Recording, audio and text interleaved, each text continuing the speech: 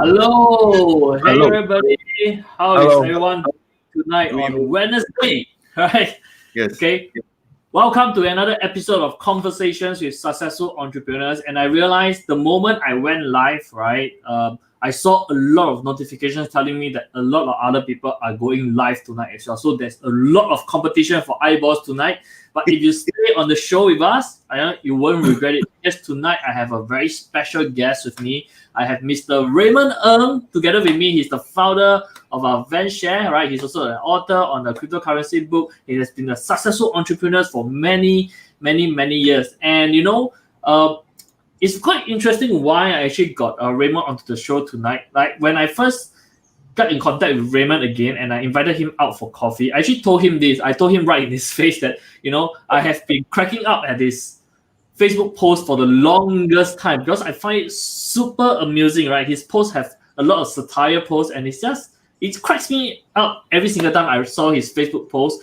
But I always knew that he was a business person. I was just wondering why did he do such post, right? But it was during COVID period and I saw how he actually kind of like pivoted his business. He managed to go into an industry, in the healthcare industry, to put his machines in all the hospitals, and he was doing a lot of things that give back to the healthcare industry, and that really caught my attention. And I was like, wow, behind all the fun posts, right, there is actually some very powerful business lesson. There's some very nice personality. There's someone who is able to look at the trend and spot them and use it to his own business, be it for CSR or even for his own business revenue.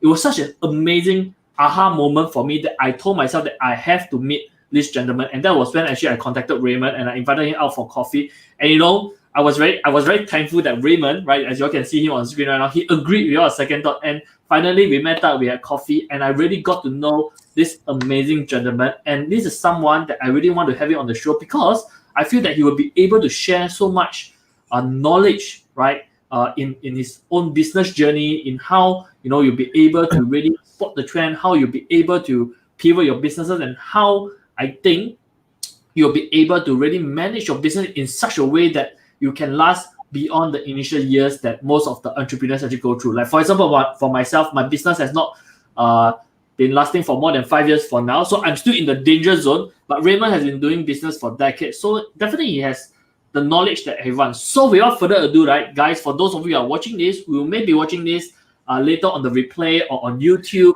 or any other platform. It doesn't matter, right? But if you are watching this, please give a warm welcome to Mr. Raymond Ng. Welcome. Thank you. Thank you very much. Thank you very much. Thank you very much. Okay. Okay. So Raymond, thank you for coming on to the show. Okay. I hope I did you justice by sharing how I met you and what your amazing achievements are. But I think it's just interesting for people to get to know you a bit better, because people on my channel, they definitely, I think they will know who I am, but they might not have heard of you before. Or even some of the people who may be watching this, they might have seen your posts as well before also, but they never knew the man, the real person behind the post that you have made, right? So is it okay that maybe you spend a few minutes to kind of like introduce yourself to the audience that will be watching this? Okay, sure. Okay, actually for the last 15 years when I was in business, the first 10 years is more like I had been a management consultant. So as a result of that, I was in the business, but all my clients are all businesses. So sort of that gave me a very unique view of what business are like, and especially I get to see over tens of thousands of cases of different business model. And of course, among the 10,000 business model that I've seen, of course, 3,000 of them were my clients. So as I as I see them, and I when I look at, of course, 99% of my clients are all SME lah. Of course, there's 1% that is listed company, but actually the 1% that is my listed company, they are not really the typical client profile that I have. 99% are SME.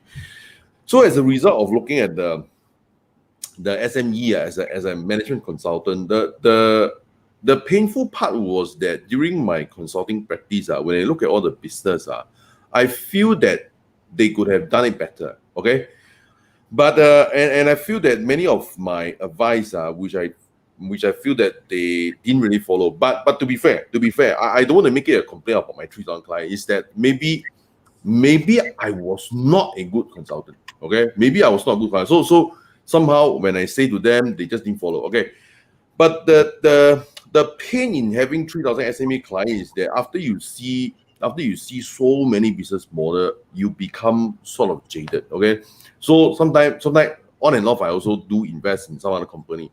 But when other companies come to tell me about their business idea, and often they ask me for money, that's where I mean, of course, again, I look at business model. There, I will just say the chance of you success is not very high. But that being said, all the startup, the chance of success is not very high anyway. Okay, so I just say a matter of fact. But again, because sometimes the way they tell me about the business model, I look at it, it's like, oh, I mean, among my 3,000 clients, many of them have tried before, and the way you do it, not likely to succeed. And over the last 15 years, I had in contact with 3,000 clients. Of course, some of them are successful. Some of them don't need my advice to be successful. Okay, so when I look at them, then I see, there are common trends. There are common things that they do that make them successful. Then in that case, for those clients, I will just emulate their best behavior, their best principle, and then apply in my new business. Okay, so for now is after the 15 years when I was in business, the first 10 years or 12 years they are effectively more or less in management consulting. But after a while, sort of in a way, I also got a burnout. It's actually quite tiring to be a management consultant. What I did was, of course, in the past I get funding for people raising funding, all these things. So and of course get grant. Okay, so after that, 3 years back, I just say, why not I do business myself? Okay, but this one is actually a very big leap because I can tell you, most of the consultants they cannot run business themselves. Okay, they can teach people to run a business, and many of them, when they teach people, they of course in the end they are still good consultant and bad consultant. Okay, most of them may not teach people the right thing also, and even for those who teach people the correct thing, when they run business, actually 90% of the consultant will still fail. Okay, so that time when I switched to running my own business, of course I know all these statistics. So I was thinking, I was very, very, very concerned. I may fall under, as I said, where 90% of the consultant when they run business will fail. And of course, very fortunately, when I run venture is the vending company. Okay, what I did was I focused on the result that matters, namely revenue. Okay, revenue is the only thing that tells me that the market need my service. Okay, all company must survive, at least in the short term, because you are serving an immediate need in the market. That's why you survive. Okay, there too many business in the end. What they did was that they're trying to serve a future need, like, well, people eventually will need this, people eventually will need that, but you are just guessing only. Okay, because in the absence of revenue, how do you know people need this? Okay, so I, as a result of this, for the venture, I focus very much on what people will pay money for, and just on that basis alone, I do find that people will pay money to own part of a vending machine, which is the reason and the way I structure my business. That's why VenShare is a vending machine co-sharing business. That means, in other words, the business I'm in, I operate vending machine, but in essence, I'm asking people, do you want to own part of this vending machine? And so far, the answer I received is yes, I want to. Okay, that's how I got started. From first of all, for management consulting. Eventually, I got burnt out. I evolved, and then 2-3 years ago, I started my own business. I see. As a that means the business that is non-management consulting business. Okay. I see. Okay, so guys, for those of you who are tuning in right now, I think we have 7 or 8 of you who are actually watching. So if you're watching, just drop us a like, right? Give us a thumbs up and a comment down below. Say hi. Let us know that. Let Raymond know that you are here, right? And I think Raymond don't really do a lot of live interviews. I know you do a few lives, but is this one of your few interviews that you've done before? The thing is that if you're talking about me being the view, this is the first. Well, this is the first. Well, hey guys, then I think you guys better give me some face, show Raymond some support. Okay, so give us a thumbs up and say hi in the comment section. Let us support Raymond's very first interview live on Facebook. Okay. Virgin interview. Virgin interview. Wow. Okay. So that is something, right? For someone who is very nen, we are gonna grill him as much as we can tonight. So thank you, Raymond, for sharing with us about your journey from becoming a management consultant, a business consultant, to being jaded and then founding VenShare. And I think it's very interesting when you talk about, when people start a business, right? I think when we always discuss or talk business with other people, people are very idealistic, right? People are very idealistic about what a business is. They talk about what vision is about, creating the impact. And I want to serve as many people as possible. I want to solve the needs, that kind of stuff. These are all the common things that we hear all the time. But you said something very interesting just now, which is what we have down here that we are seeing right now, right? Focus on what matters, which is the revenue. And the question is, how do we find that revenue? So you shared with us about, you ask people about whether they would like to own part of a vending machine, and the answer is yes. So if I'm a business right now, I'm aspiring entrepreneur, is there a strategy that I can utilize to find out what really matters for my business, or for whatever business it is always revenue? If that is the answer, then how do I generate that? Okay, I need to elaborate the answer a bit because revenue is a measure. But okay, let me just start one by one, because most of the entrepreneurs, when they start, my many thousands of clients what they will start, they will start with ideology. Just focus on ideology first. Okay, ideology, and then they will say, okay, they have this ideology. They feel that what they're doing is different, and therefore they feel that it will change society, all this thing. Okay, let me sorry to say, let me just wake you up for a moment. Okay, the thing is that when you focus on ideology, it's like, for example, a few years back, there was a lot of blockchain project, right? Then of course, what is the selling line? Oh, the banks are busted, the government are busted. So we are here to save you from the government and the bank. The problem is nobody tell you that I need you to save me from the government and the banks. Nobody. Okay, even if I truly think that the government or the banks, I need to be saved from them. But so why is it by you? So there's an issue, is it? So the ideology, okay, first of all, you must all the entrepreneur, they are one of the entrepreneur. Where of course they are all, when they tell me they are when they tell me all their dreams, they always say, Raymond, you must listen to me. Inside my mind, I was saying, listen to me again. So I was thinking, okay, inside my mind, okay, when you have an ideology, the thing is that, okay, not that having ideology is no good, but the thing is that how do we know that ideology is something that the market wants or something you need to focus on? The only way to measure that is revenue. If you tell me this ideology, okay, you tell me, this idea, I need 5 years to build. Then after I build finish, I'll be full of revenue, because 5 years later, people will need this product. Don't waste your time. 5 years, 5 years is too valuable a time to lose over your ideology which is untested. Okay, I'm fine with you losing your time to ideology that is tested. I'm fine. You just go all the way because it's tested. When I say tested, means got revenue. If you have no verification that people actually need this product, please don't waste your time. 5 years is too precious already. Let's say as an entrepreneur, you tell me you want to give me 5 more years of my time back to me. Oh my God. And then you ask me how much do I pay for it? I will pay millions for it, man. Because 5 years is too precious already. Don't waste your time. Don't waste your time and money on 5 years on an untested idea. So you must have revenue. The only way to test whether there's revenue is that you tell people very sincerely, okay, this is the product now. Will you pay for it? Then of course you say it's not developed yet. Then you tell the client very honestly, I will take 3 months to create version 1. Okay, if version 1 is like that, will you pay for it? So if they don't pay for it, please just go on to the next ideology lah. Don't stick on to this ideology, because it won't work one. Okay. But at the same time, okay, actually when I started in my entrepreneur journey, I am blessed. You see, all my clients, okay, during the early times, my earlier clients in a way, they are my mentors. Okay, they are my mentors. So there are a few books that the earlier entrepreneur actually shared with me, and I must tell you, read this book now, so to save yourself time. Okay, not my book.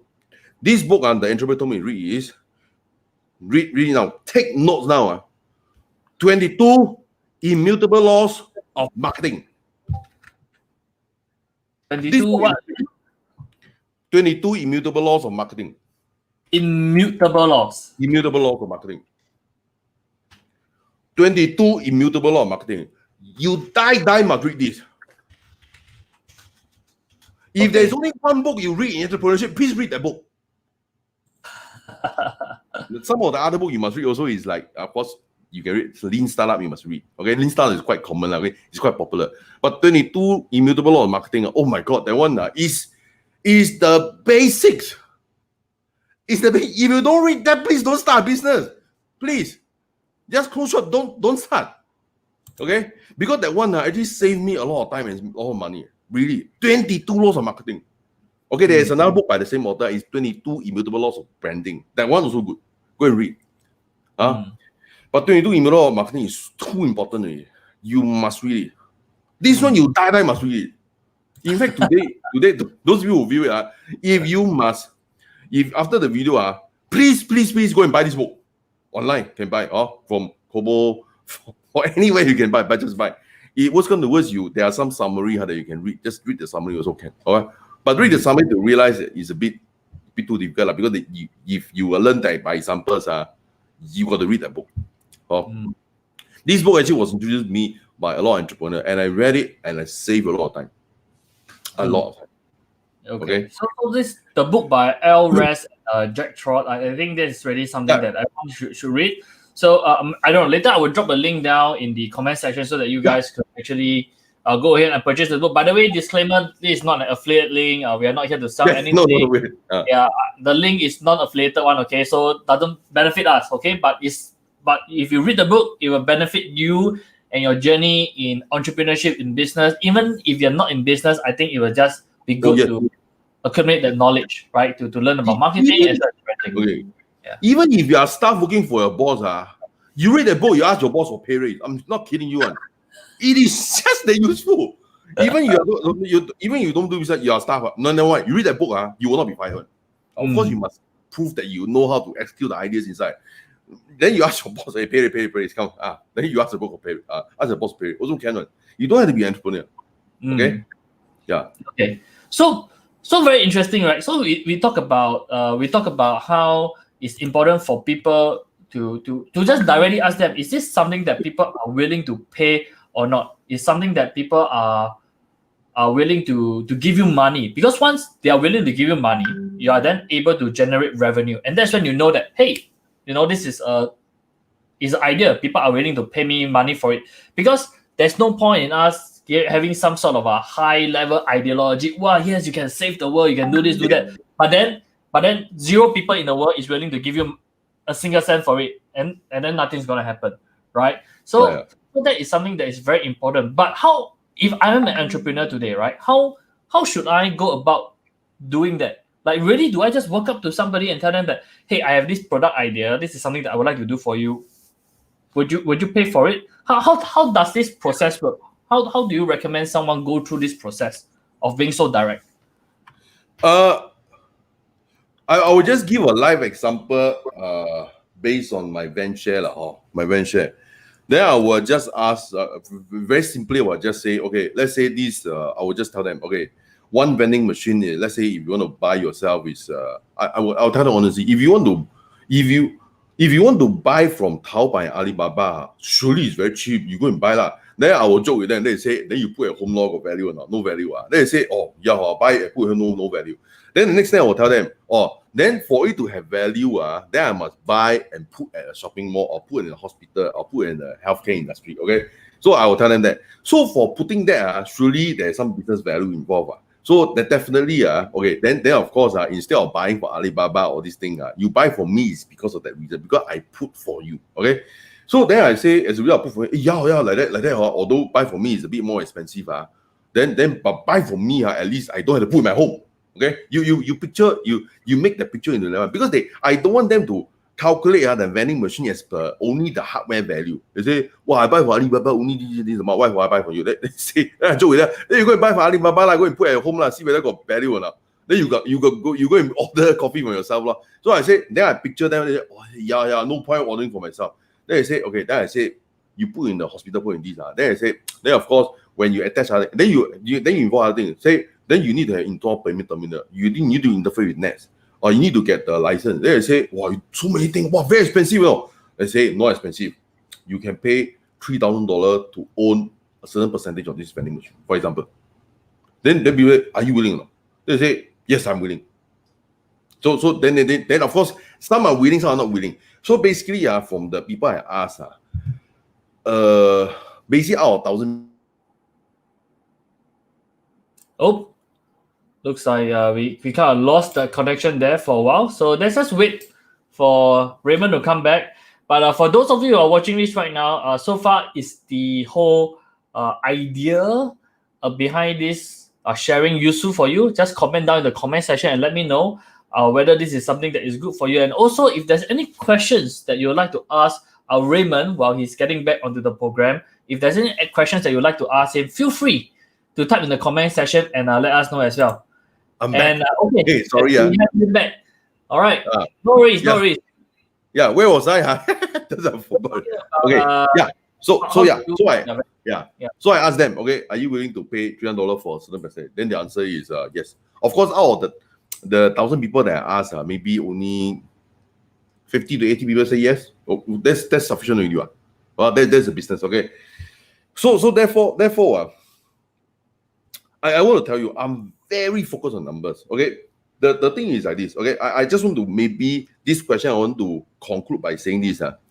There are people who always say, okay, when people are talking about entrepreneurship, then they always talk about when you make the money, then you can do anything you want. When you make the money, you can change the world. So it's very much like making money is separate from the thing you want to achieve. Okay, that one is actually is a dilemma. So the people will always say, if I can make enough money, then I can travel around the world. If I make enough money, then I can cycle around the world. Then I will make enough money, then I can do this. I can be an artist, I can be a poet, I can build houses and all these things. All these things is good, but the thing is that I want to tell you is that when for me, then of course when people tell me this is about my passion is that I can be an artist, my passion is I'm a poet. The thing is that when you always say this, there's always a dilemma. For me to remove the dilemma, my passion is in making money. So in the end, there's no dilemma. You get my point? So when you make money, when the point is that when you make money, okay, provided your offer to the market cannot contain misrepresentation. Whenever you present an offer that is true, that means no representation. The only reason why they buy is because you solve their problem. Okay, I love to make money is not because I love money in itself, but I love solving people's problem. So if my intent to solve your problem, and because of that drive alone, I will have to make a lot of money. And my passion is in solving people's problem. And when I solve people's problem, it is only when how do I know whether I solve a problem? You're willing to pay for it. Okay, so therefore you must focus on the money you're going to earn from it. I put it this way. If you don't like the money, please earn the money and donate it later. Don't lie to yourself that you are in business because you want to contribute to humanity. Then because of that, let's give you free. I tell you, I have so many trainer clients. They say, out of the goodness of my heart, let me train you for free because I want to help you. I'll train for free. In the end, when you train for free, what do you get? You get bad students. After a while, they come to your class. Also, they don't attend. If you really don't like money, never mind. Make the money anyway and donate it away. Okay? So then you are not in a dilemma. You must make the money. You must make your client pay for the money. Then you know your client want the problem to be solved. If your client don't want the money, don't want the problem to solve, don't waste your time and solve the problem for him because he doesn't have this problem.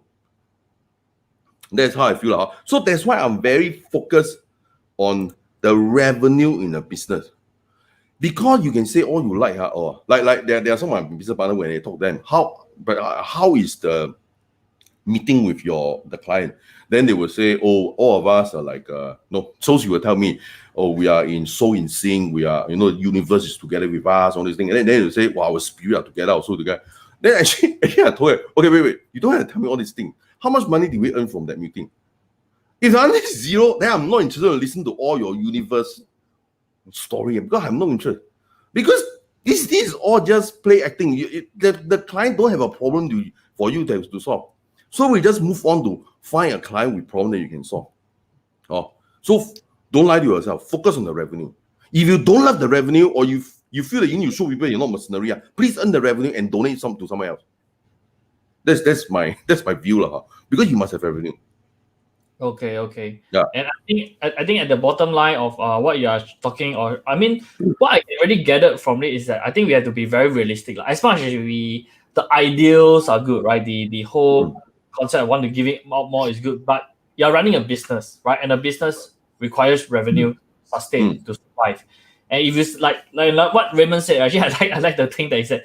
If you have something against the money, earn it and then donate it, right? Yeah. Do with it, yeah. But as a business, right, the whole purpose of a business is to generate the revenue. If not, you go and create a non-profit or something, right? Then you can do what you want. If not, if you are in a business, what you should be concerned about, the revenue is the bottom line, right? And you need to create something that people need, right, or want, of solving a problem, so that you can earn that. So that's something that I took away from that conversation there. And the next thing that I'd like to ask you is this, Raymond, because I realized that how I actually got noticed, or rather how I noticed about the man behind all the funny posts on Facebook, right, is when you started sharing a little bit more about how you got VenShare to go into the hospitals, right? And then when we finally met, you shared with me why you even had the idea in the first place, and I thought that was a brilliant marketing lesson. That's a brilliant business acumen that I thought is something that could be shared to anyone who may be watching this later. By the way, guys, if you are watching this again, say hi, right? Give us a thumbs up, and also if you like to share out this video so that we know that you are here. So my question is this, Raymond, what sparked that move for VenShare to even want to go into the healthcare industry, to put the machines into the hospitals? What sparked it? Okay, the thing is that let's just reverse and look at the timeline. Okay, so about late December and early January, I actually went to China. Okay, I went not to Wuhan, I went to Guangzhou. Okay, so I went to Guangzhou is to look at the vending machine before they put in the cargo and then they send out. Before that, so I need to look at it before I know it's correct. Then I fly back, and of course the container will go through shipping line to come to Singapore. Okay, so early January when I came back, it was like 1 or 2 weeks. Actually, it's 1 week before Chinese New Year. Okay, 1 week only. So of course at the time there was some murmur about the COVID-19, and of course at the time they still call it coronavirus. Okay, so in that time I was thinking, oh my God, this one you know what, you know at that point of time it's only a very small window. So I was thinking that was after I came back, immediately next week is the Chinese New Year. So the Chinese New Year, everything is shut down. It's nothing to do with COVID-19. It's just Chinese New Year, everything shut down. So in that 4 or 5 days, there were thought of it. Then of course at the time, actually, it was my wife Iris who actually looked at some of the initiative by the community. Okay, the initiative by community, they say some of them actually want to buy coffee, but that one is Starbucks now. Nothing wrong with that. So they buy Starbucks coffee, they pay for the voucher, and then tell the doctors and say you can go down and drink as a way to thank you for being on the front line to defend against us from COVID-19. Then I was thinking, well, that's a very admirable initiative as well. But there is something we can learn from it. Okay, first of all, then the next move is that when I move my vending machine right to the doctor's office, you do not even need to come down to the alley. Of course, actually, there's Starbucks. Okay, you do not need to come down and walk to the Starbucks to get a coffee. You can straight away from the coffee machine that are placed right in the ward, right in some doctor's office that you can get. Okay, so that's one thing I think of. Secondly, is the market consideration.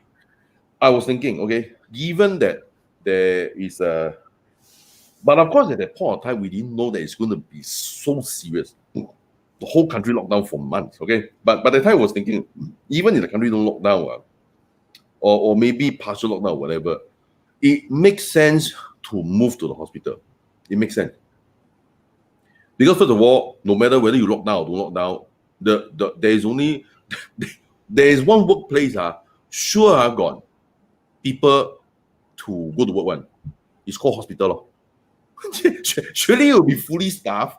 Surely it will be working overtime. In fact, not only just fully staffed, is probably the staff had to work longer hours because of the impending crisis. Okay, so I was thinking, then it makes the most market sense to place there.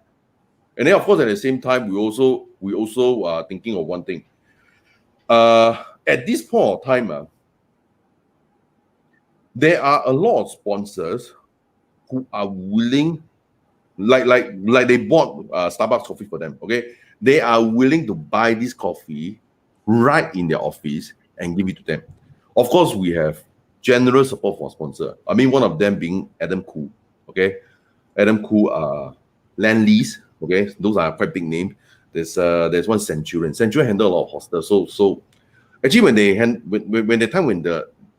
were sponsoring, there was no news about hostel being the COVID-19 cluster So it's really out of their own goodwill. They never thought that it's going to have so much problem. Okay, so we had the support. So the point is that of course, other than that, we have individual sponsor, like those people who pay $100. There are some people who pay $1,500. They say, hey, let's give the coffee to the doctors. So we noticed there's a gap. Okay, so in fact, for the doctor, they drink for free on you. They don't pay.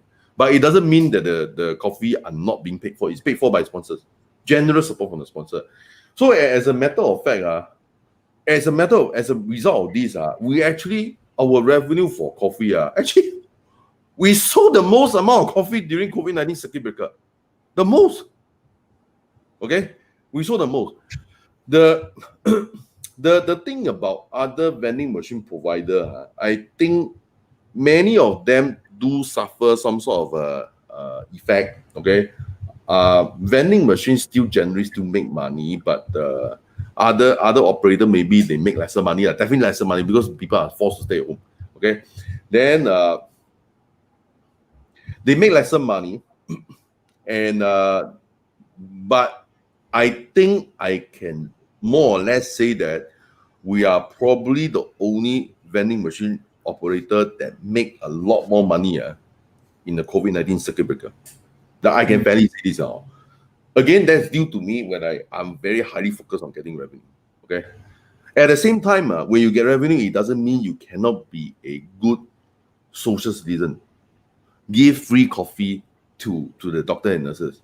And also not only that, you help someone to give free coffee to the doctor and nurses. Okay?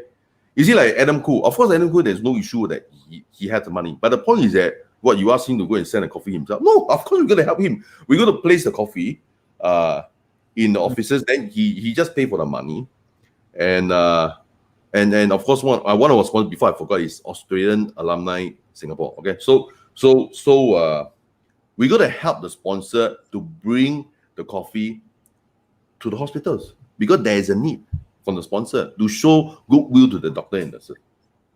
Okay, that was how the idea of it came about. That why we go into hospital because it makes the most sense, and also it is the most responsible thing you can do at that point of time as a responsible corporate citizen. I see. Well, actually, I think that's a very interesting viewpoint and something that we've learned a lot from, even from that sharing. So, guys, if you all feel that was something amazing, I just want you all to type amazing in the comment section and let us know that you guys are enjoying the interview so far. By the way, again, this is Raymond's first Facebook Live interview. So please show us the support, show us some love, spam the love and like button and comment down below and let us know. I'd like to say hi to Wilson. My dad is watching. Chanian. And Sammy is on Sweden, and he's also here watching live right now.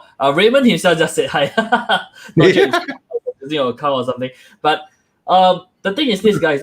I think Raymond just shared with us a very important, in my opinion, I feel that is a very interesting lesson, right? In the many things that I share with my mentees as well as my clients as well, I tell them that marketing is something that we need to review. A lot of people feel that marketing today is just, let's just spend money on ads. Let's just throw the ads on Facebook and Facebook and Facebook. But that's not the thing. I think Raymond identified very, very clearly, right? When circuit breaker hits, okay, oh no, everyone's going to be staying at home, right? Everyone's going to be staying at home.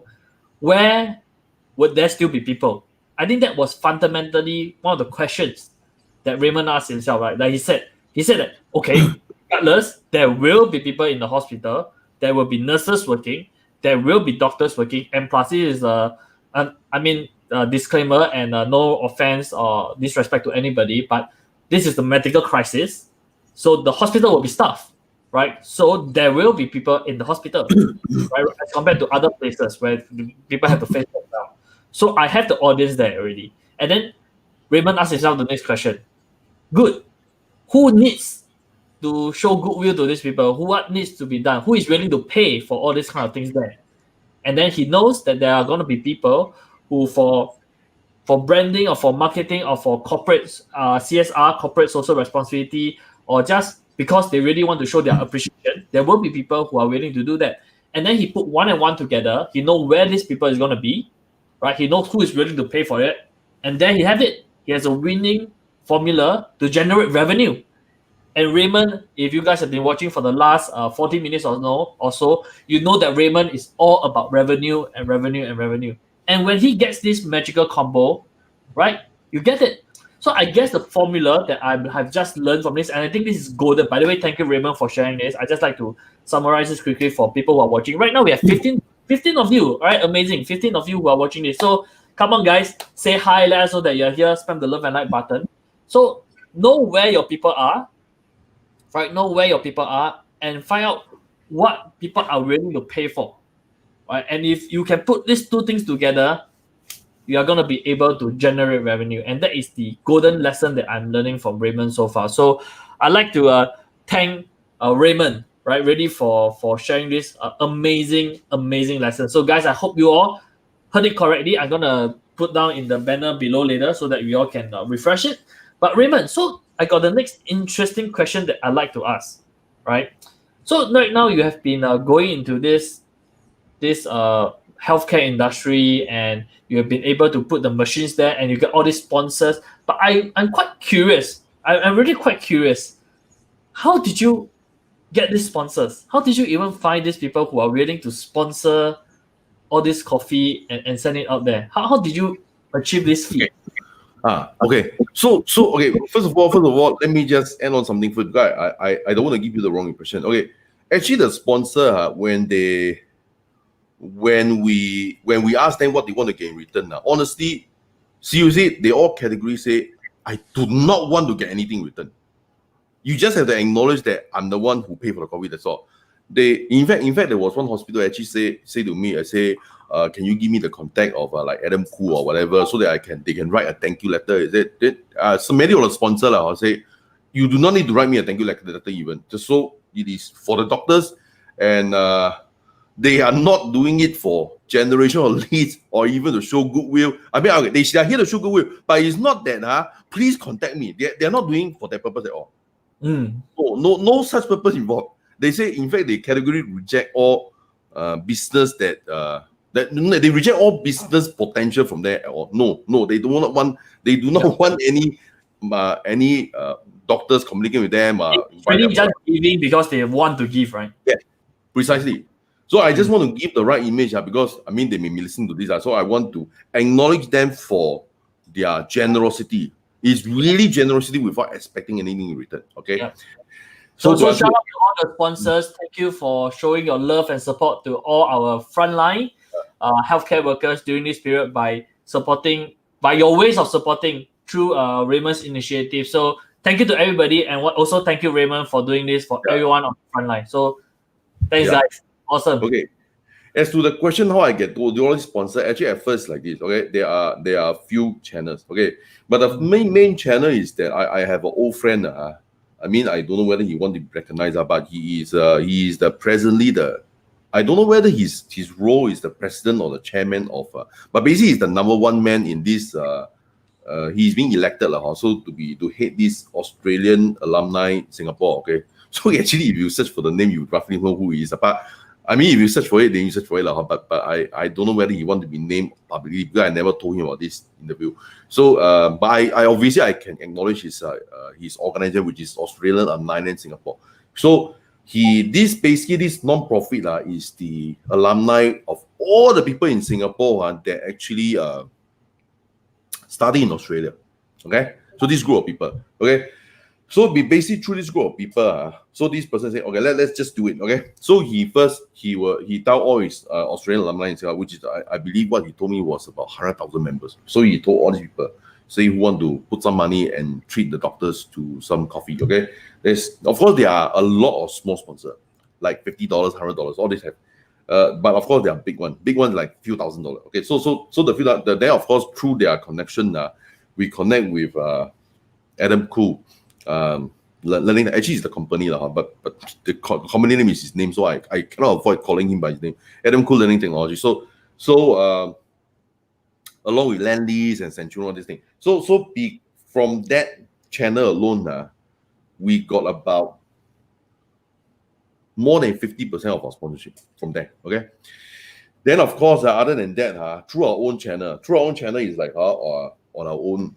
We have e-commerce, we have an online website landing page that people can land on and say, oh, do you want to sponsor? And then of course, through our own channel, some of our staff go and look for their friends on this thing. And then of course, through these channels alone, we also got. Hello, are you still online? Okay. So this channel alone, through our own staff, we also get quite a big figure. So the 50% is from Australian alumni Singapore, and the other 50% is from our own channel. That means our own marketing. Then we market to people and then say, do you want to sponsor part of it? Do you want to do this? And then of course we also ask our franchisee, do you want to sponsor? Actually, our one of our biggest sponsors is our own franchisee, the vending franchisee. That means those people who pay for the vending machine. So these are the two main channels. Okay. I see. Okay. So in terms of like because I think you run a very unique business, right? I don't think many people here might have heard of like what vending machine co-share and things like this. So you're running a very unique business. I'd like to move the direction of the interview a little bit more about the strategy, the marketing strategies, because just now we talked about, you shared with us a very interesting book, right? The 32 immutable laws of marketing. And then I'd like to ask you this, right? Given that you're in such a unique position and you're doing such a unique service and or product, how did you even market yourself? How did you even do marketing? Is there any strategies or any of the laws that you applied that you could share with any entrepreneurs on what is important so that they can also use it for their own business? Okay, the thing is that you see actually this venture idea is exactly from the playbook of 22 laws of marketing. If you now you go and read the summary, you don't have to buy book, you go read the summary. The first few laws what are the first few laws? Law of the first. Second law, I maybe I get the number wrong, but it's roughly the law of the first. People remember if you are the first in the category. But there's, of course, that being said, I cannot possibly be the first in vending machine. Cannot be. Because the first in vending machine, I am 40 years late. Because the thing is that vending machine was so early. I mean, maybe even before the time I was born. I mean, of course, that time was low tech. But you're talking about, but you see, the 22 laws of marketing was the same thing. If you cannot be the first in the category, create a category in which you can be the first in. Then I say, that I can do. Okay? Since I can never be the first in vending machine, very simple. Then I create a subcategory, which I can be a first in. What is the first subcategory I can be in? Fractionalized vending machine ownership. Simple as that. Own part of vending machine, because the thing is that I can never be the first vending machine provider anymore because I was born too late. Okay? When I was born, there was vending machine already. So no, but of course, low tech lah. But moving on to here is that fractionalized vending machine. That's something new because nobody thinking of owning part of the vending machine. That's new. Okay, so when you can create a subway because then you market all the way. You see you remember, okay, sometimes when you go for, I also went for a lot of marketing courses by some of the big names like I went to attend a course by Gabriel Wong. He's a very good marketing mentor specifically in the area of Facebook marketing. So the thing is like this, okay? He always have this lesson which is the lesson of more marketing anyway. Putting aside all the marketing mechanism, all the Facebook marketing, YouTube advertising, putting it aside, the first thing you must focus on is the offer. Yep. Offer design. Okay. If your offer design, put it this way, if your offer design is that you are the first fractionalized vending machine provider, that is your first offer. And this first offer, because you are the first in the category, you are unique. So if anyone wants to buy a fractional ownership of a vending machine, they have no choice but to go to you. Okay, I put it this way. If in time to come, maybe there's another provider. But the thing is that even if the second provider, at the most it's just a copycat only.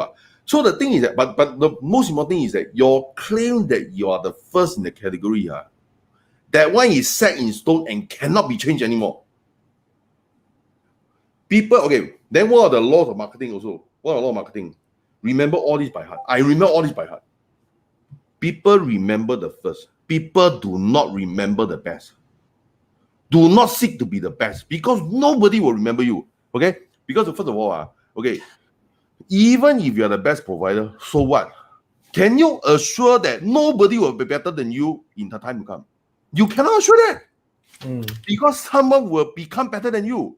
But even if someone become better than me, they can never be the first. Remember, people will remember the first, people will remember the first. They will not remember who is better than you. And even if they are better than you, that is an afterthought.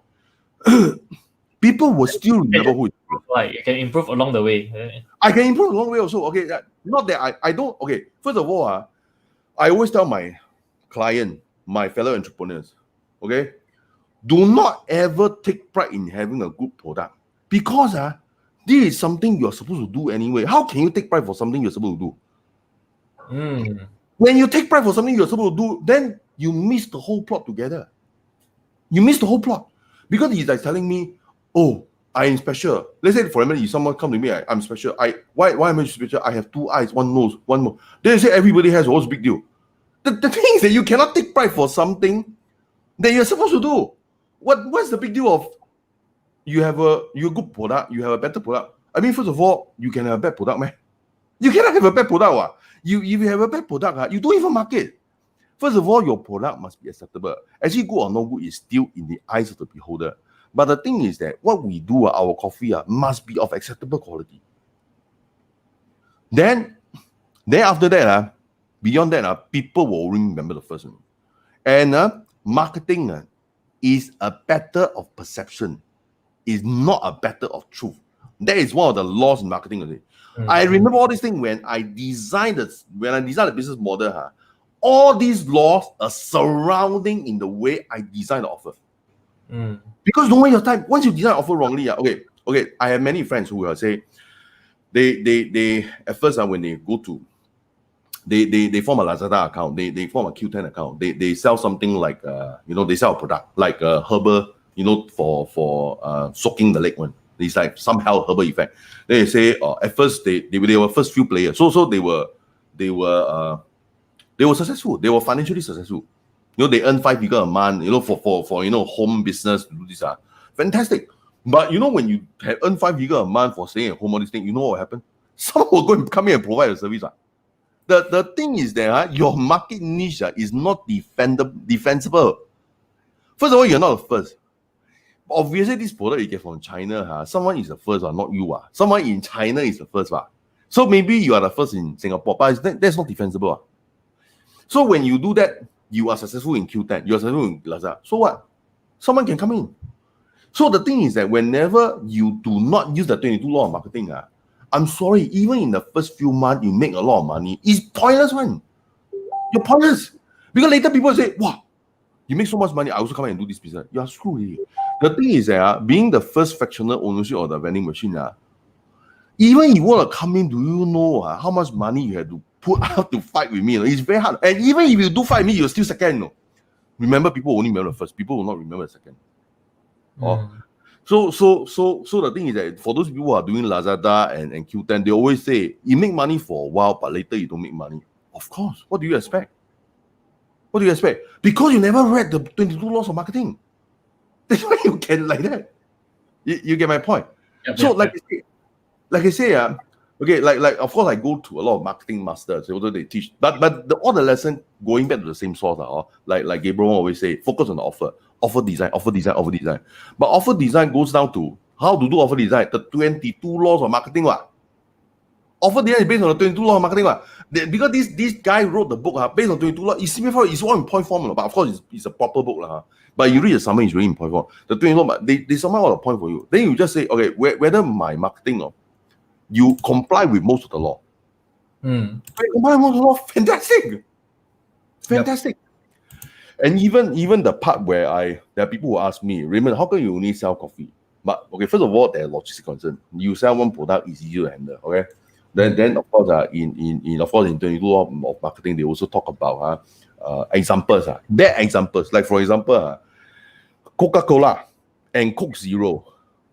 Then you say Coke Zero got revenue. But I tell you, people who buy Coke Zero, they originally buy Coca-Cola from you. So actually, when you launch Coke Zero, is to cannibalize your sale on Coke. You get my point? People who buy Coke Zero were clients who bought Coke to begin with. So you start a new business to sell Coke Zero, which buy from Coca-Cola anyway. Then you earn extra from Coke Zero, but you lost your revenue from Coke. What's the point? So he give all these marketing errors that people make. Don't ever make this kind of error. Don't launch a new product. New product operationally is more difficult. But at the same time, from a marketing standpoint, people who buy the product are your existing clients. You are cannibalizing on your own sale. What's the point?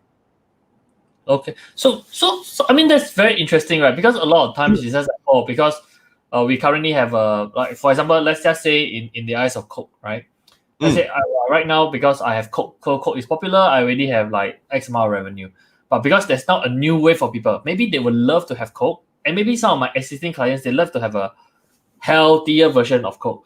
And we created this something new for them, and it creates revenue because there's also want them. But yes, the fact remains that I'm still cannibalizing some of the revenue that I could have potentially gotten from or I was already getting from Coke. So what I'm hearing from you, Raymond, is that from your perspective, what you would rather people do is that if you want to come up with something new, come up with an entirely new product that does not compete against what you originally have. Is that what I'm hearing? Okay, you see, to further elaborate on the Coke Zero example, if you were to ask me, okay, let's say now Coke and Coke Zero.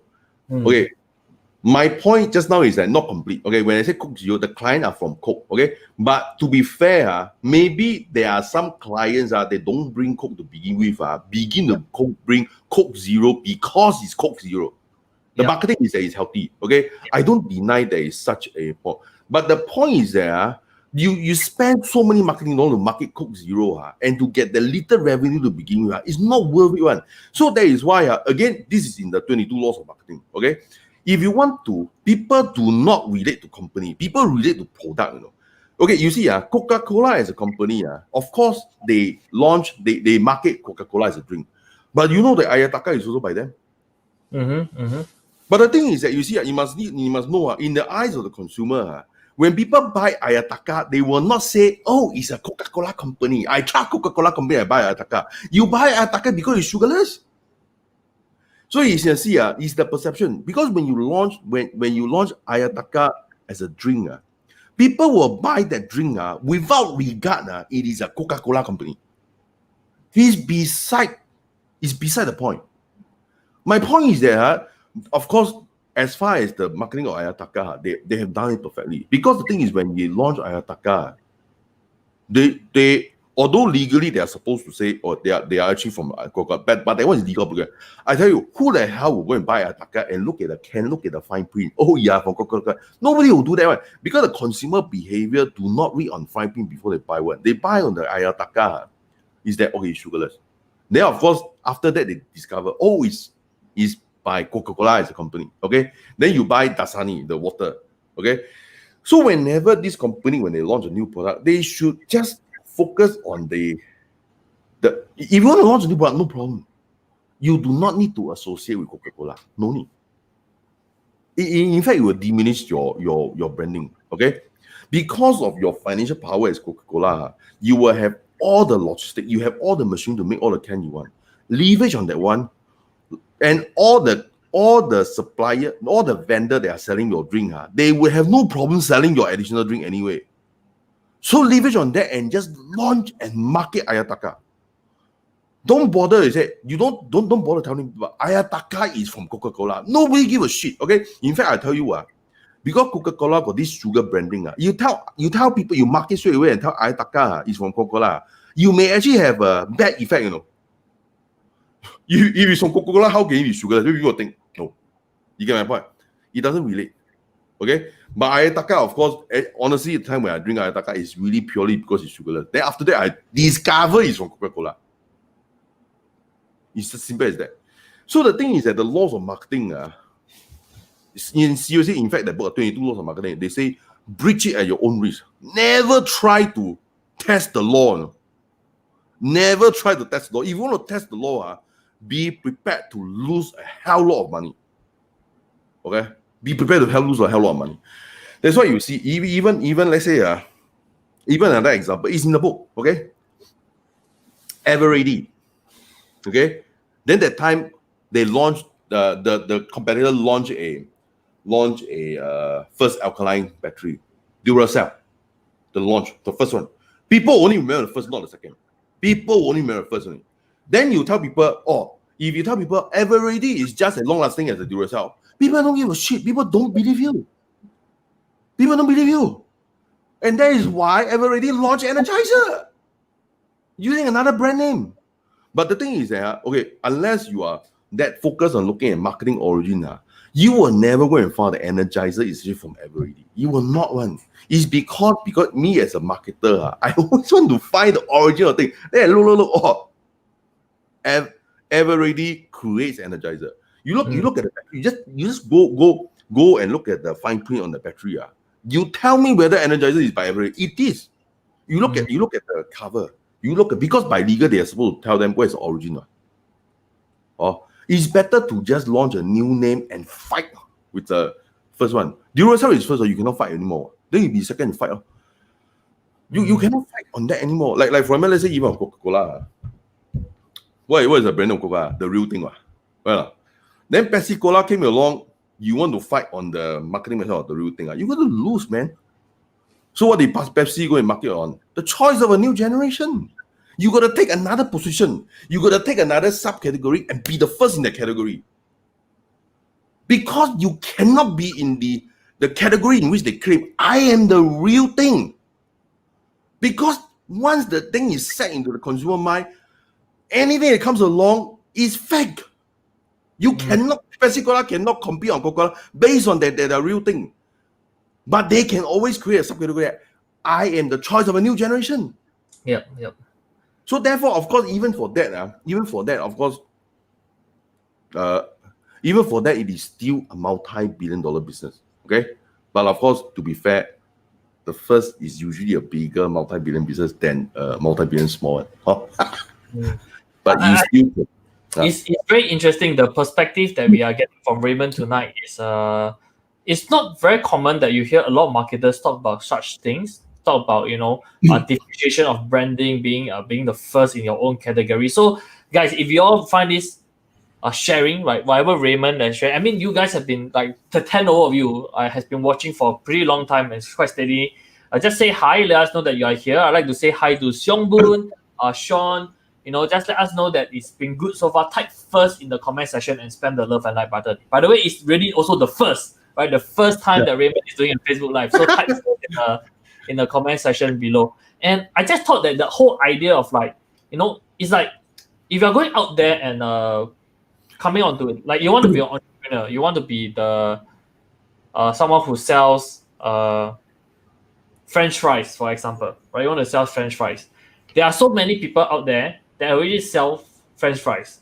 We are going into somewhere that is so hotly contested and you want to fight with people. You are just going in there to go and smack against the wall of all these amazing forefathers before you, and you just try to compete with them. It's so difficult. But imagine you are coming out with the first, I don't know if there's such a thing or not. First curry truffle fries. I don't know lah. Whatever, right? And people remember you, right? Hey, you are the first curry truffle fries. Then you have a subcategory that you are able to then compete on. We're not telling you that don't be adventurous and don't be an entrepreneur, anything like this. But you have to think about how you can position yourself differently to be first. For example, I think when Raymond was sharing all this story, another story came to my mind, which is the fight between Pizza Hut and Domino's, right? So Pizza Hut, everybody knows Pizza Hut, right?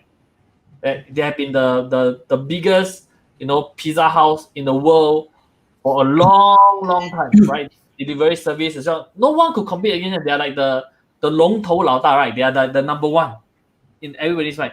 And Domino's come onto the scene, right? Like even Raymond said, you don't even think about whether you're the best or not. And the feedback, if you go online and search for it, when Domino's first launched, their pizza was bad. It was inedible. Okay, it was even to a point where people say it was inedible. But they promised something. You order Domino's, you'll receive your pizza fresh, it's hot, edible or not, question mark yet. It was not in their marketing, but you will receive your pizza fresh, hot, and 60 minutes from the point you order. So they are first in the category. No one could say that they could deliver it hot, fresh, and within 60 minutes. They were first in that, right? And over time, right, as their popularity rises and everything, they start. Of course, they have to improve their pizza lah, because if not, every time you order it and then the pizza cannot eat one, you won't order already, right? So of course, the quality of the pizza improve. But they became first in that category. And right now, today, if you go search online, Domino's is the biggest pizza chain in the world. They even beat the 龙头老大 already. So I guess the big lesson that I really hear from Raymond, which is actually very surprising, and you don't hear people talking about this kind of thing, is how we could really come into this, right, and be the first in your category and outshine anyone that could come to you. That's the biggest lesson that I had so far. So I want to thank Raymond for that. And Raymond actually texted me. And Raymond have a story to share between the two other fast food giants, is it? Yeah. Okay, Burger so King and, head over to you. Burger King versus McDonald's. Okay, you see, McDonald's of course was way before Burger King. So the thing is that you see, as the sort of the more or less they have the market leader as a first fast food restaurant, more or less, first fast food restaurant. Okay, we don't talk about other small little competitor, but effectively they are first. Okay, so the thing is that when Burger King came along, they are excellent in marketing. Okay, both of these are excellent in marketing. Okay, so Burger King know that they cannot be the first in fast food anymore. Okay, but they create a subcategory. We are the first in the sense that you can customize your burger, the lettuce, you want vegetable, you want pickles, you don't want pickles, all these things you can customize. Okay, I'm the first one you can do that. But of course, those people who don't understand business, you will say, why can't McDonald's do the same thing? No, you can't. I tell you why you can't. McDonald's at that point of time already have trained over thousands, if not tens of thousands of fast food restaurants.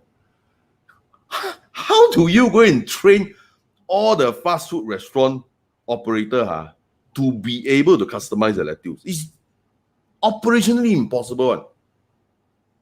So as a result of Burger King having that space, I think they have a very very famous advertising jingle. It's called Have It Your Way. It's actually a song. You can actually go on YouTube and search Burger King Have It Your Way. Okay, Have It Your Way. So you go and search for it, and they were advertising. They are the first to allow you to customize your lettuce, customize your burger, all these things.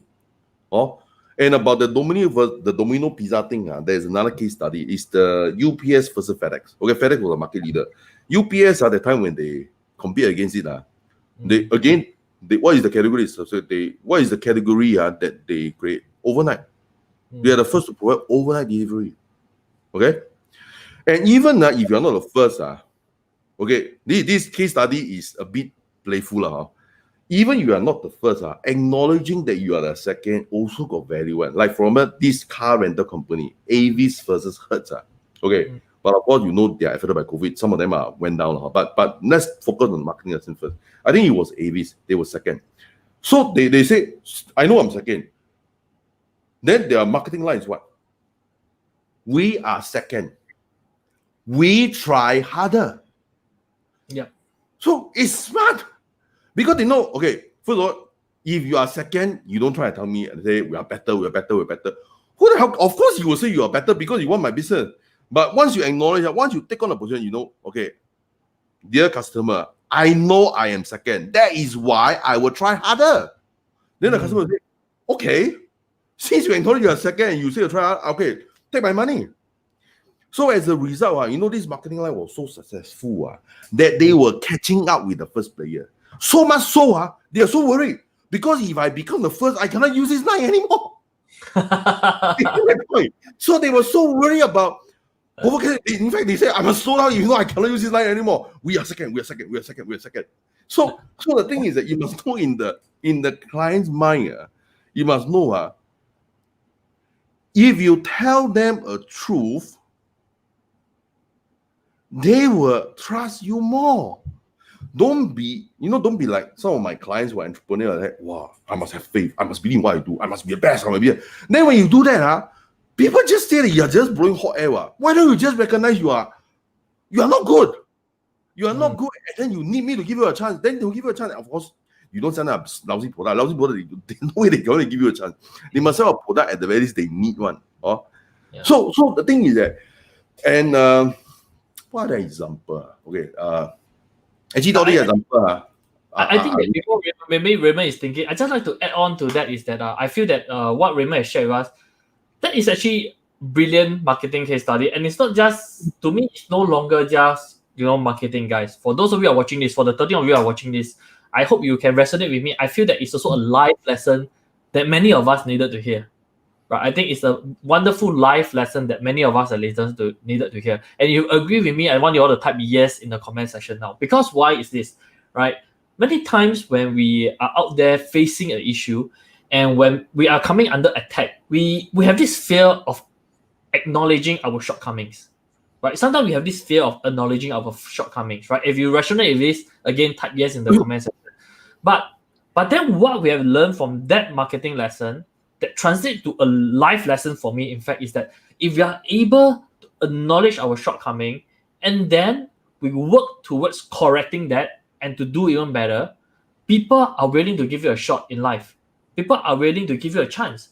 And, it's not about trying to put on a false front. Like, for example, very openly, right? When people talk to me and ask me, Gavin, you look pretty okay. You seem to be pretty successful. No, I'm not. Actually, I'm not the best marketer in the world, definitely by a long shot. In Singapore, there are so many better marketers than I am. We have people, young entrepreneurs like Brian, who was on the show before, which Raymond actually worked with before. We have other people like Zena who wanted to postpone his appearance on the show. We have people like Gabriel, who is one of the top marketers before I have started associating with him. And they are very, very good. Am I at their standard?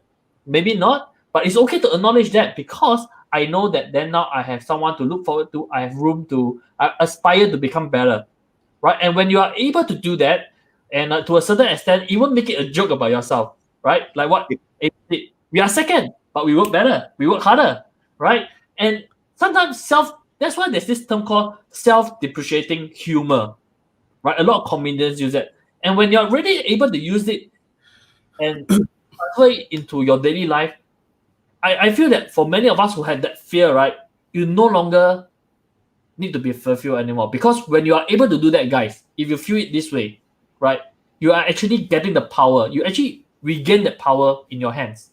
No one else can put you down. No one else can say that you can't do better because you have taken that power from them back into your arms, back into you. You acknowledge it and you know that you can do better and you will do better. No one else can put you down. for that anymore, right? Once you acknowledge it. So I felt that was an amazing example, and just thought that it's not just a marketing lesson, but to me, it's also a very important life lesson. So I hope you guys really enjoy that. And once again, Raymond, thank you for sharing that amazing lesson. Now, guys, because we've been live for close to 1 hour 10 minutes already, I know that Raymond is a very busy person. By the way, we want to say hi. I want to say hi to Iris, who was appearing on your background just now earlier, and then she came in. But for those who can actually see Iris on the background, that's Raymond's wife. I just wanted to really sum it all up very quickly before we take questions from the audience. So, guys, I think now is the best time. Many of you are still on this show. If there's any questions that you all would like to really ask Raymond, I would like to get you guys to quickly type your comments or questions down in the chat box so that we can post this question to Raymond, and I can give him some time to respond directly to you while we are still on this live session. So Raymond, while we are waiting for the questions to come, right, I'd like to check you again.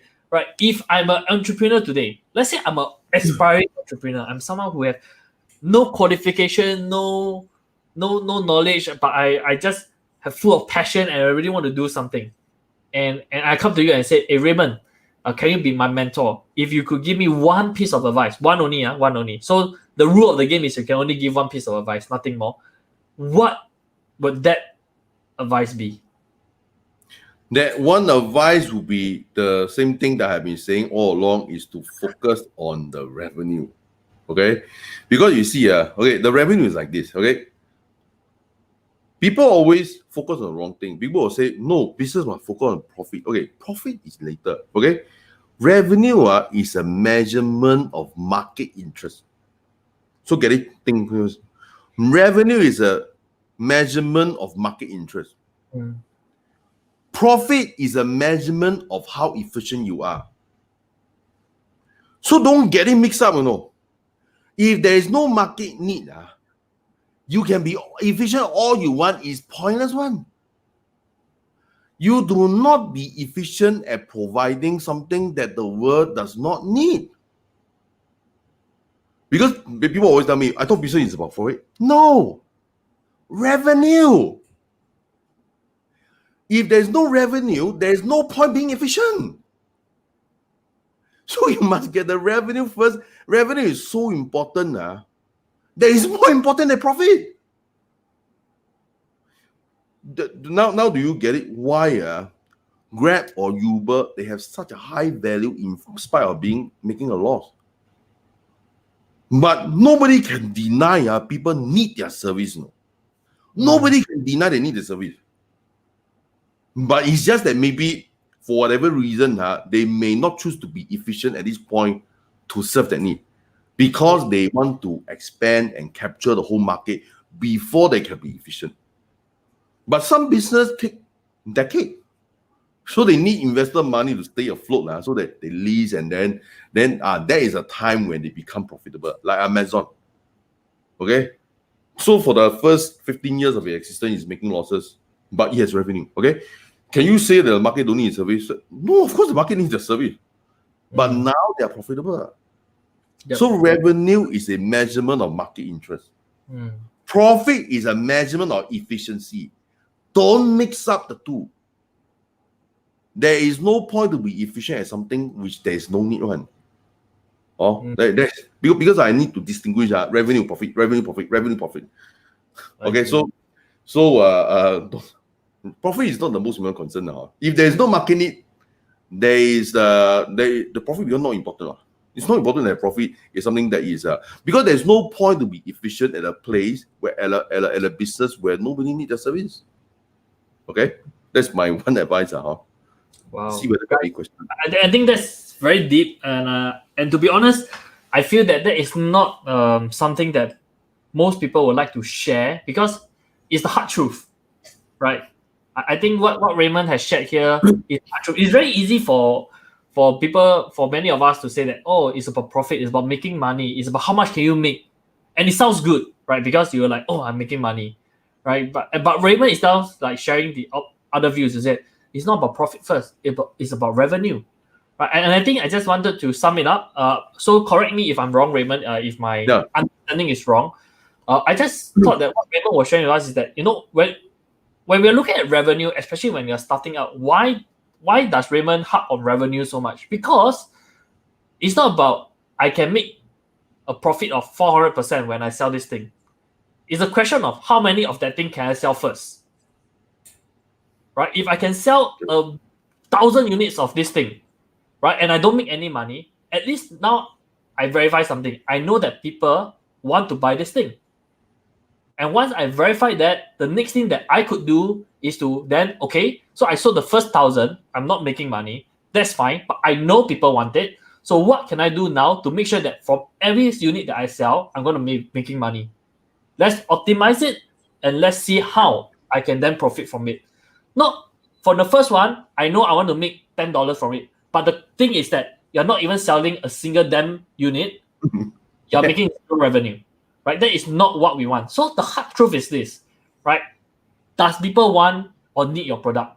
Want or need, and or need lah. I mean, my philosophy is sell, or what I learned from my mentor is sell people what they want, give them what they need, right? But I think the basic idea of what Raymond is sharing is this: revenue first, so that you know that it's proven, and then you optimize it so that you can get the profits, right? That is why I think he gave the example of Uber and Grab. These are money losing companies for years, but people are still pouring a lot of money. SoftBank is pouring a lot of money. They have $1 billion valuation. Why? Because they know that it's a matter of time, right? Once they have proven the model, once they have stabilized the whole system, it's just about tweaking and optimizing to turn it into profit, right? And if they fail to go that stage, then that's another story altogether. But that is what we need to look at. So I thought that is a very important lesson that many of us need to hear, or many of the aspiring entrepreneurs, or even myself, need to hear. Does people want to buy my service? Right? I can charge whatever I want, but if no one wants to buy my service, I don't have a business. Right? I have to face it.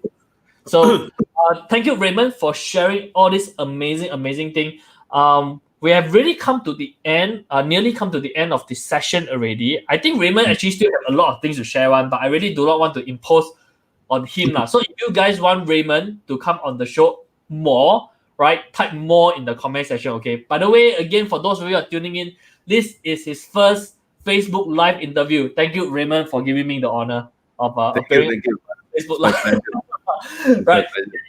The thing is this, right? I think many of the people who may be watching this, they may be interested to be connected with you, to perhaps to learn more from you, if they don't mind to have coffee with them, or even they might want to find out more about VenShare, about how they could have a piece of the vending machine empire that you currently have. If they would like to find out more, right, Raymond, what is the best way actually for them to be connected with you? Is there a way that they could do that?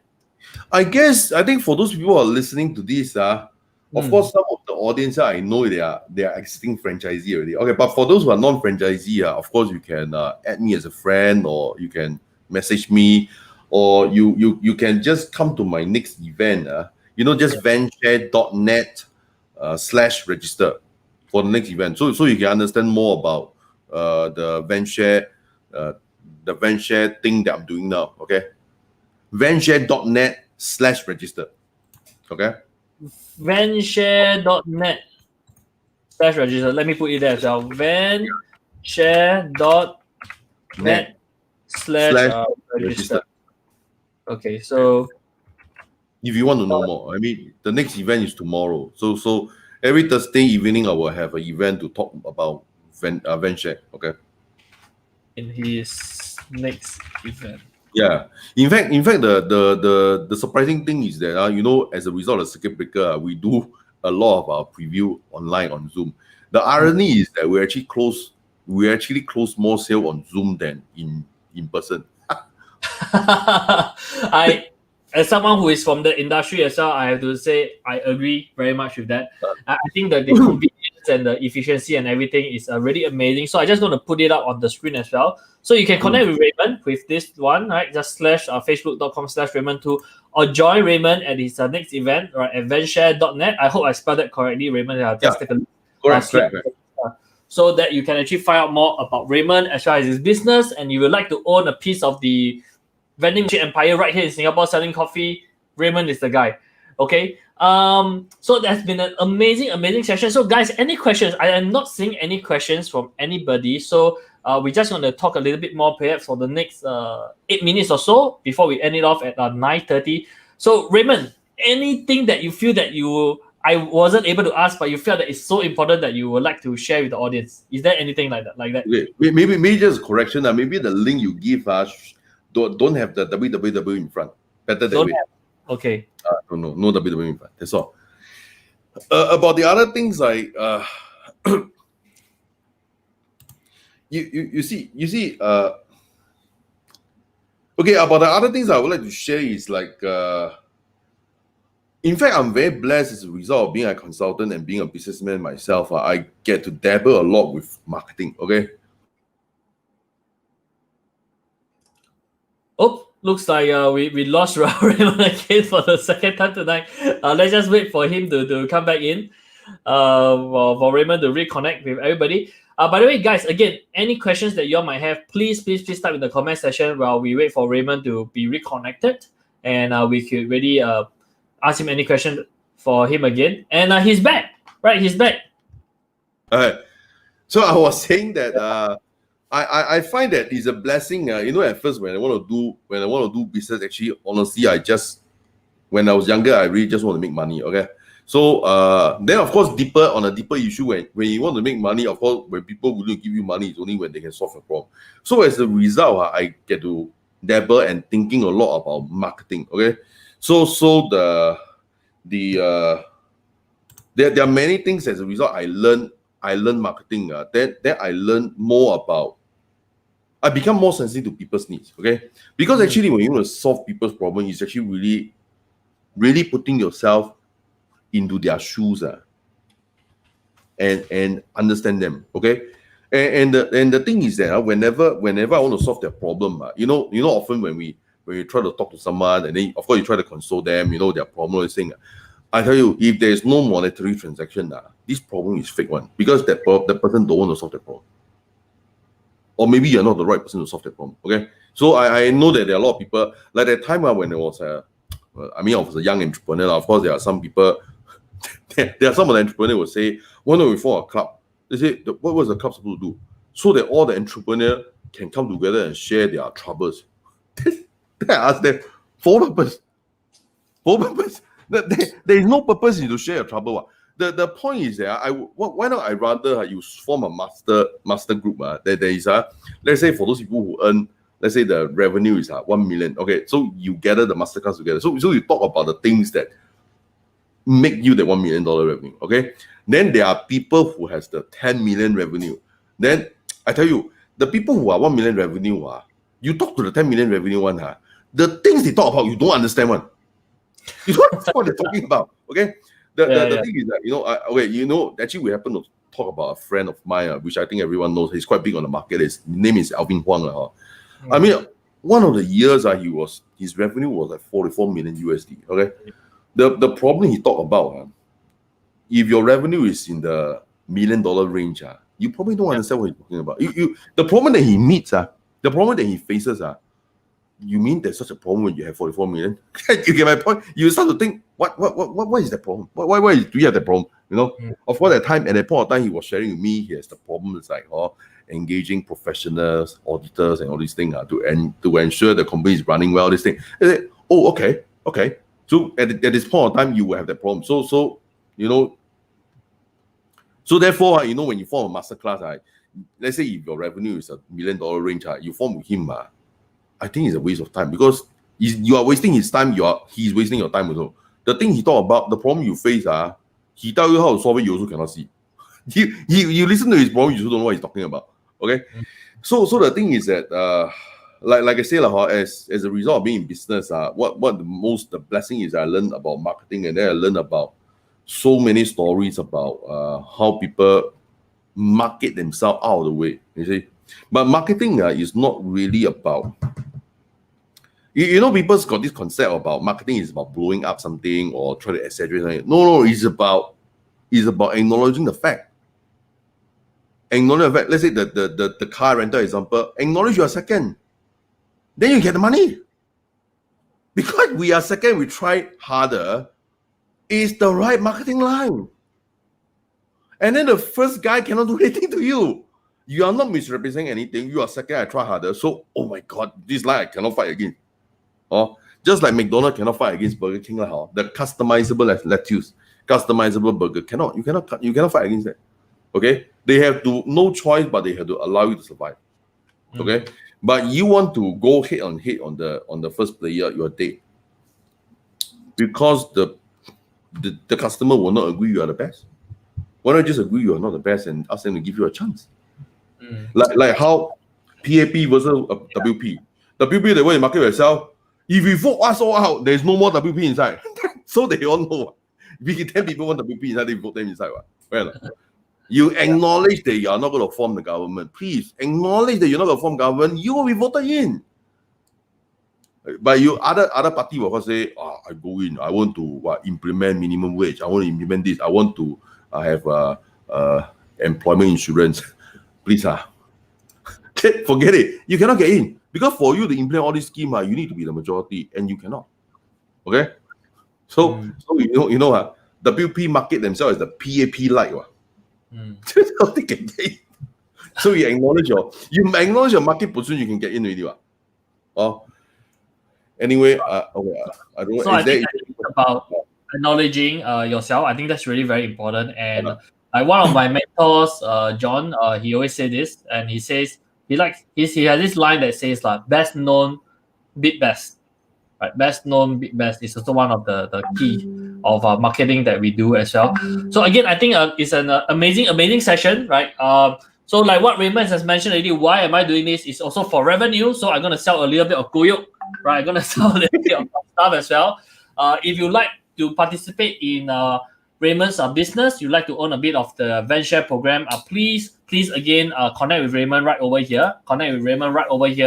And join him on his preview that's going to be happening tomorrow as well. And for myself, next week we're going to have another amazing guest on the show. We're going to have Jonathan Ho on the show. He's the founder of Graphite Academy, and he's a young entrepreneur, very young, 20 over years old, but yet he has already conquered almost the whole of the coding training, right, for kids in Singapore. That is how amazing it is, right? So I'm going to be asking him a lot of questions to ask him how did he dominate that particular industry. So if you are wondering how you could dominate your industry, you can incorporate the lessons that you'll hear tonight from Raymond, as well as all the amazing insights from Jonathan next week on next Wednesday at 8 p.m.